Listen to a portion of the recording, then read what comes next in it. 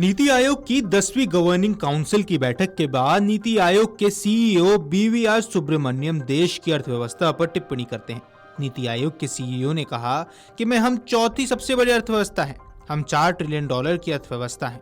केंद्रीय मंत्री जितेंद्र सिंह ने भी इसकी पुष्टि की है। इस पर उन्होंने आगे क्या कुछ कहा, आइए विस्तार से जानते हैं। नीति आयोग की 10वीं गवर्निंग काउंसिल की बैठक के बाद नीति आयोग के सीईओ बीवीआर सुब्रमण्यम देश की अर्थव्यवस्था पर टिप्पणी कर दी। नीति आयोग के सीईओ ने कहा कि हम चौथी सबसे बड़ी अर्थव्यवस्था हैं। हम $4 ट्रिलियन की अर्थव्यवस्था है और ये मेरा डाटा नहीं है, ये IMF का डाटा है। भारत आज जापान से बड़ा है।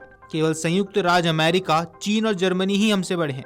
अगर जो हम सोच रहे हैं उस पर टिके रहते हैं तो अगले 2.5 से 3 वर्षों की बात है और हम तीसरी सबसे बड़ी अर्थव्यवस्था बन जाएंगे। सुब्रमण्यम ने आगे कहा, भारत एक ऐसे चरण में है जहां ये बहुत तेजी से विकास कर सकता है, जैसा कि अतीत में कई देशों ने किया।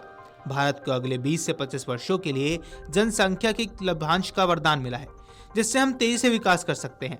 प्रधानमंत्री ने सभी राज्यों से अपने स्तर पर विजन दस्तावेज तैयार करने का आह्वान किया है। इसमें भारत के विकास का खाका पहले से ही दिख रहा है।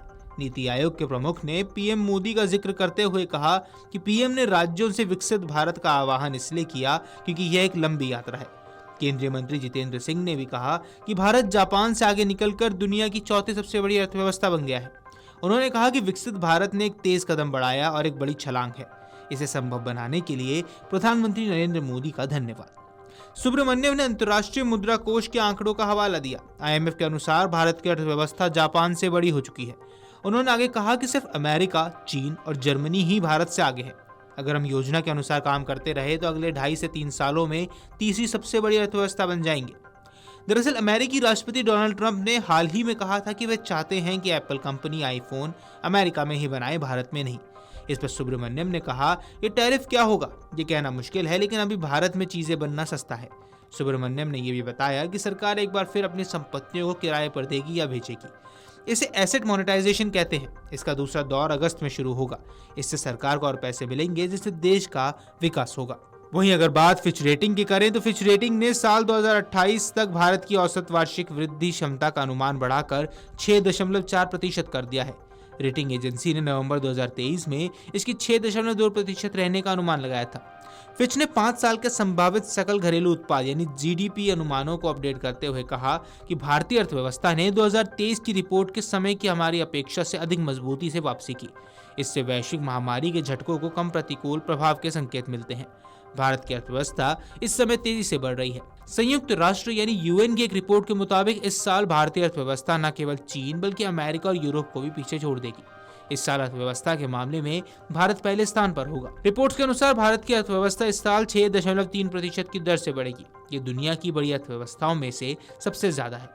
चीन की अर्थव्यवस्था 4.6%, अमेरिका की 1.6%, जापान की 0.7% और यूरोप की 1% की दर से बढ़ने का अनुमान है। जर्मनी की अर्थव्यवस्था में तो 0.1% की गिरावट भी आ सकती है। वहीं आईफोन बनाने वाली कंपनी एप्पल को लेकर अमेरिकी राष्ट्रपति डोनाल्ड ट्रंप के हाल ही के बयान पर एक सवाल का जवाब देते हुए सुब्रमण्यम ने कहा कि टैरिफ क्या होंगे यह अनिश्चित है, लेकिन जिस तरह चीजें बदल रही है हम मैन्युफैक्चरिंग के लिए सस्ती जगह होंगे। ट्रंप ने कहा था कि अमेरिका में बिकने वाले आईफोन की मैन्युफैक्चरिंग अमेरिका में ही होनी चाहिए, न कि भारत या किसी और देश में। गौरतलब है कि ट्रंप के टैरिफ के ऐलान के बाद ऐसे कयास लगाए जा रहे थे कि चलते टैरिफ वॉर के बीच भारत सहित कई देशों पर इसका बुरा असर देखने को मिल सकता है। और भारत और पाकिस्तान के बढ़ते तनाव के कारण भी ऐसे दावे कई देशों द्वारा किए जा रहे थे कि इससे आर्थिक तंगी आ सकती है और भारत की अर्थव्यवस्था डगमगा सकती है।